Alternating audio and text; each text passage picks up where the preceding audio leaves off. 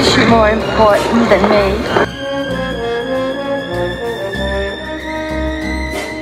Hey! Well, I know you'll laugh, but I think we're going to have a really big quake. You're really going to see that Marshall bitch, aren't you?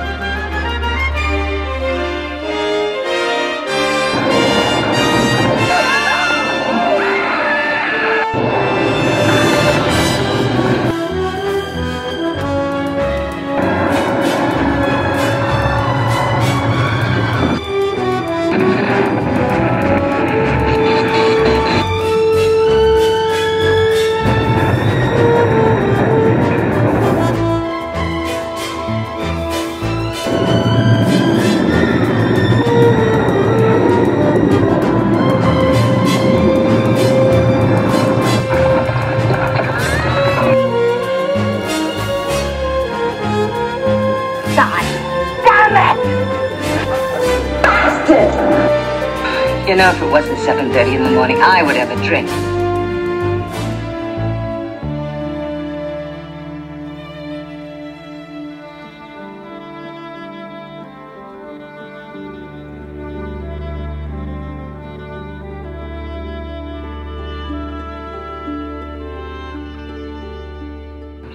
Do you know who owns that head you just wrecked? I'm going to tell you, Slade. It's Zsa Zsa Gabor. Thanks for braving the rain and coming out. On behalf of the Grand Central Market, who puts on these screenings with Vintage LA, I want to welcome you for the kickoff of our 2015 movie series. We're so excited to have Earthquake tonight. And can't think of a better way. You know, I've been involved with these screenings since the beginning, and it's just been so much fun to see all of the folks who come out and get a chance to talk to a lot of you. Can I see a show of hands? How many of you have been to one of our screenings in 2014, Vintage LA? Woo! Yeah! Fantastic. How many of you, this is the first time you've ever been in the $1 Million Theater for a movie? Wow. Awesome. We are so delighted to have this theater open and available for events like this. Might be experienced in an actual earthquake. The management assumes no responsibility for the physical or emotional reactions of the individual viewer. Can you hear me? Yeah. Are you ready to rumble? Yeah. I am so excited. I have Monica Lewis here tonight.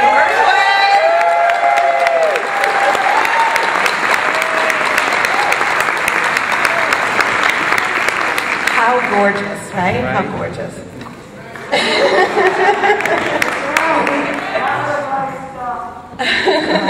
Monica and I have been following each other for several years on Facebook now. So Facebook has become my second sister or something like that. I found out how to, first of all, I'd never learned to type. So I had to learn about that. And I'm going to be 93. And way it goes. It was late for me to learn anything. And I learned how to use the computer up to a point. And that big point is I met Allison, who really turned me on. And I was there.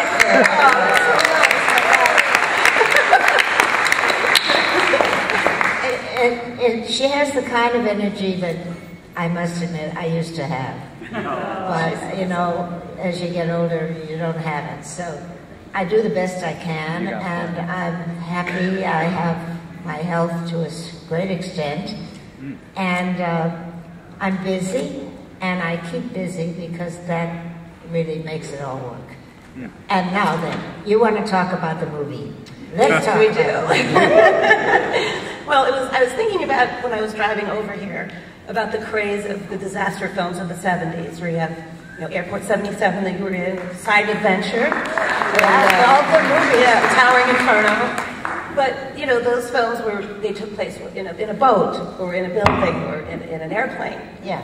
This is LA, earthquake. This was the city. Yeah, so it is to me that it is the disaster film, where the city is the spotlight. Well, it was a more personal sort of story, because while it affected everybody, because we all were living here, and the story depicted what would happen to a city like ours in a really big earthquake.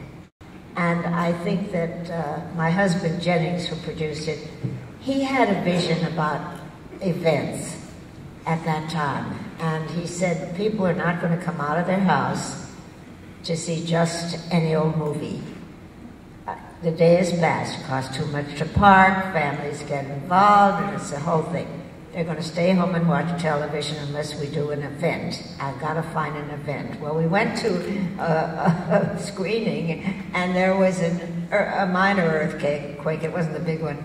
And he came home and he said, I know what my event is. It's going to be earthquake. Oh my God.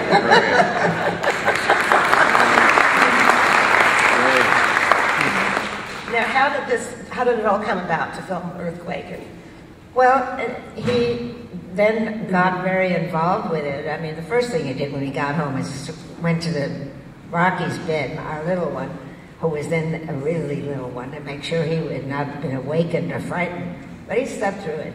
But the whole thing is, he really got very involved with the whole technical side of what happens with an earthquake and why the architecture had to be changed. And the things that intellectual people do, and he was certainly that, as well as so funny and witty. But he went to the bottom of it, and there's nothing that I can say, this is how you stop an earthquake. You can't. But you can make progress in how to build your city. And that's one of the points he wanted to really make in the movie. And had Charlton playing the architect who realized what this whole situation was. And so I thought that was really what it was all about. And then he got very theatrical with it, because Jennings was very theatrical and larger than life.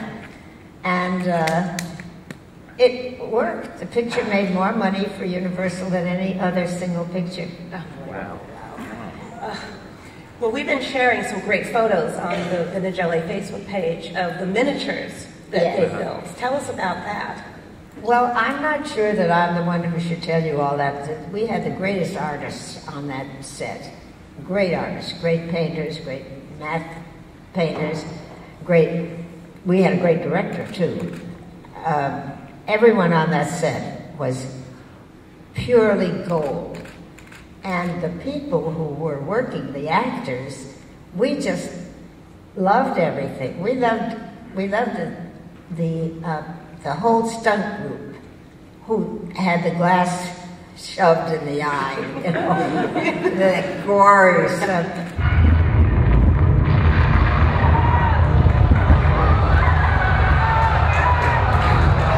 And actually, I made friends with them. And from the first fall I took, coming out of the elevator scene, they patted me up, and I took it myself. They started to adopt me. So when we got to the big scene of where we're coming down the chair, and it's supposed to be 23 stories high, everyone said, well, we use stunt people. And I said, I can do it myself. And Lauren Green said, "Don't say that, because then I'll have to do it too, you know? And I don't want to do it, you know?" I said, "But you know, it's nothing. It's supposed to be 23 stories high, but it's only 3.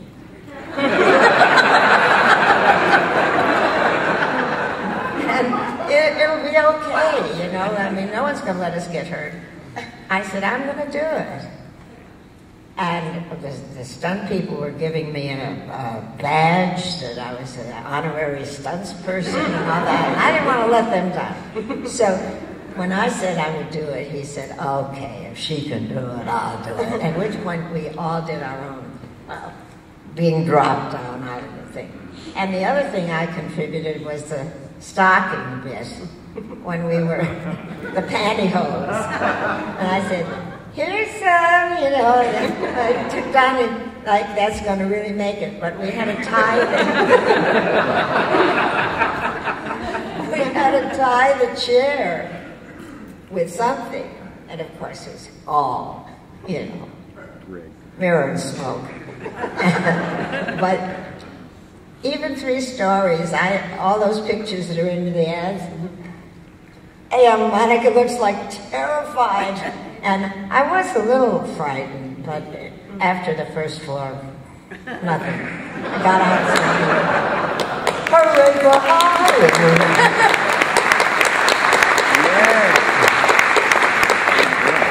Which leads me to one question that I wanted to ask you, is you were so glamorous, and how was that transition to play a part where everybody kind of had to look a mess? Well, I think that's part of acting, and I think the art of acting is, you know, not to be looked askance at. There's more to it than most people think. And what an actress really wants is a meaty part. And look at someone like Meryl Streep, who's so great. She's so, just beyond words. I have so much respect for her. But no one, you have to be that good. And even a little bit where you could be either a mess or a little wacky or heartbroken or hysterical, that's part of acting too. It's not just saying, "Here I am, I'm gorgeous, I'm glamorous, take my picture." You know, my cousin, Mr. DeMille. I mean, it's not just that. You really want to make people feel something. You want to feel it yourself. And acting is an art form. So I felt pretty good about being a mess. And tell us about the cast. I know you go back, you knew Ava Gardner for many years before. Ava was a very dear friend of mine, and I think the public would like to hear a little bit discute about her. First of all, I met her in 1950, and that was a long time ago, and we were the same age. And we were both about 52 when we did this movie, so it was a big jump in time. But Ava was one of the nicest people I've ever known, and we had so much fun together. And on this particular shoot, we would go into her dressing room and play old Frank Sinatra records, which was fine. And she spent a lot of time at my house. And she was just an amazing spirit. When I first met her, we all wore what was called waist cinchers, which pulled your tummy in very tight, and then the big flowing skirts. And we all died with this, and we couldn't eat lunch, you know. So I was in the commissary at MGM, and this is when we were young. And I'm thinking, you know, I'll have some unsweetened Jell-O or you know, something like that. And she said, "I want to have key lime pie and a nice coffee." And I said, "What are you doing, Ava?" And she said, "Monica, the way to live your life, if you can't have it all, at least have a bite of something you love." And I remember that all these years. And she lived that way, but she was a great spirit, a great sport. And when she was had a stroke. This is kind of sad, but she was calling me almost every day from the hospital, and she said, when she hung up, the last thing she said to me, she said, "Well, honey," she said, "if you know a guy who's looking for a Southern broad who's had her accent corrected, with one arm that hangs and a limpy lip, I'm his girl." And she never felt sorry for herself, and she was quite something. And I really appreciated that friendship for many, many years. Yeah. It's been very special working with her. Yeah. Can I ask you the last time you saw Earthquake? I haven't seen Earthquake except on television, little bits and pieces in years. Not really, not the whole thing. Well, people were asking, is this going to be in Sun Surround? And I kept saying, yeah, the theater would collapse. That was definitely not an option. Because on the page, people have talked about seeing it at the Chinese theater, and literally things were falling down. Yeah. Explain that, I know the process is a different story, but seeing that for the first time and being in the theater with Sun Surround, what was that like? Well, I was living with it, don't forget. I mean, Jenny's had originally thought of this idea with low frequencies and all sorts of things I don't understand. And then I'd been on the set and I'd been back in the sound room, so I had a kind of knowledge, not real knowledge, but certainly exposure to the mechanical things and stuff that I'm not really, anybody who can explain it to you. So I don't think that I had such a shock. I was so thrilled. I was totally thrilled because the reaction from the audience was fabulous, just fabulous. And it really holds up. I've been watching Capitol Records in the damn break. I mean, it's really, it's pre-CGI, and I still prefer Earthquake.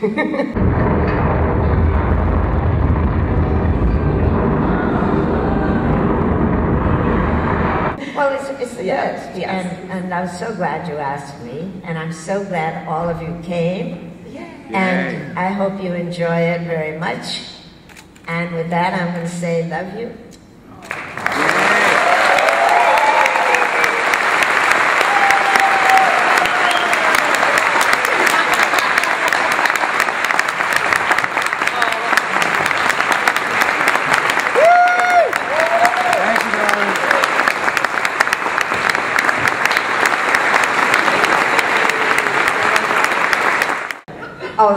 He wants me to tell about this time I was in Europe with my husband, his daddy, Jenny's, and we were seeing all the exhibitors of the movies, the people who run movies like this, selling our product, and I was there for to be part of the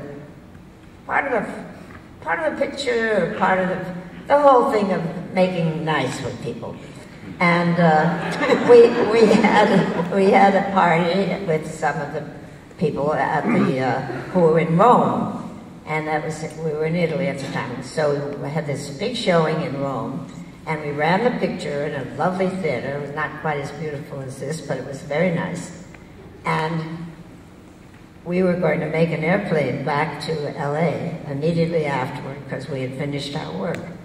So we start to leave the theater afterward. The exhibitors love the movies. They're all going to book it. Everybody wants to have it. And it's great. And we walk out, and a guy comes running down. He says, "You got to come into my restaurant. You have broken all of my glasses."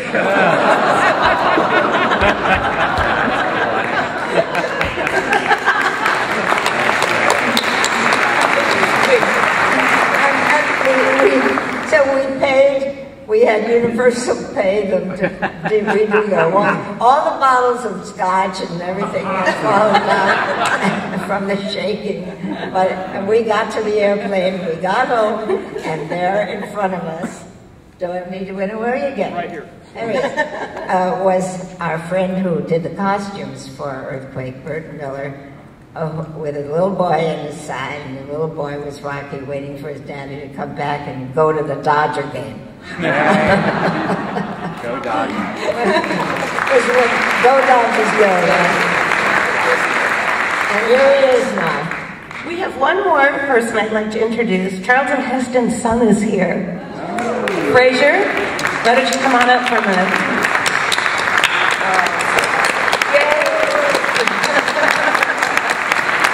Fraser Clark Heston. Hi, how are you? I met you when you were about 2. Oh my gosh, have I changed at all? Not a bit. Thank you. Wow, what a great turnout for a rainy night. Thanks for supporting this wonderful $1 Million Theater and the film of Earthquake, which I'm very excited to see again. I haven't seen it since it came out. I thought a little bit about what my dad would say if he were here tonight to you. The first thing he'd do, if it stopped raining, he'd probably take credit for that. If it hadn't stopped, then he would, say he had nothing to do with it. And then he'd probably tell you a quick story, not from Earthquake, but from Ben-Hur. And it tells you a lot about what sort of person he was. So I'll briefly tell you. He was training for the chariot race for about 3 months, and he took it very seriously. In those days, as you said, there was no CG, no computers, no computer animation. So you did a lot of your own stunts, or even had to learn to do the crafts like driving a chariot with 4 horses. So he trained for months and months, and the second unit director, who was a wonderful stunt coordinator as well, named Yakima Kanut, who was just fantastic. He had trained him, and his stuntman, Joe Kanut, Yak's son, was working with him as well. And finally the day came when he actually had to shoot the race, and he was a little nervous. And he took Yak aside. He said, "Yak, I'm a little worried here. Some of the other fellas, they're almost all stuntmen and wranglers and rodeo cowboys and professional horsemen, and I'm just an actor. And I've got to ride this thing. I don't know how I'm going to do in this thing." And Yak looked at him and tipped his cowboy hat back in his head. He said, "Chuck, you just stay in the dang chariot. I guarantee you're going to win the race."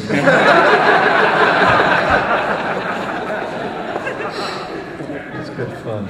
But, this movie is a disaster movie. And it was one of the first that Dad did. I think he went on to do 2 others, if you count Airport 75, which I think was also with Jennings, was it not? Yeah. And also 2 Minute Warning, which was a sniper movie about Super Bowl. And Dad was really enthusiastic about doing something that he thought would be popular. But one of the most important things to him, and this is what we were talking about earlier, was character. And the problem with this, he called it, is multiple jeopardy in the structure of a disaster movie. You've got, 6 or 7 other stars on the screen, and they all get their 15 to 20 minutes of screen time. So how do you develop a good character in that amount of time? And there's an interesting story. He had script approval at that time, but not final cut. And it was very important to him that he basically wanted to film the ending a certain way. I won't tell you what it is in case you haven't seen the movie. But he had something he wanted to do in the ending. He got them to change the script. Jennings submitted it to him. He accepted it. And they went on about their business and made the movie. Everybody was happy. And one day he saw them filming a scene that was an alternate ending of some kind. And it was mainly with George Kennedy. And he said, "Well, why is George doing this ending? This doesn't make sense." And he said, "Well, it's just coverage." The director said, "It's just an alternate." And he said, no, wait a second. I don't have final cut. I have script approval. So if you want me to film this scene, I'm not going to do that. You can film George, but there's no way in the world I'm going to do it, because I may have fallen off that turnip truck, but not last night. So he got them to do his ending, and you can decide whether it was the right ending or not when you see the film. It was. Thank you so much for being here. It's such a surprise. Thank you all.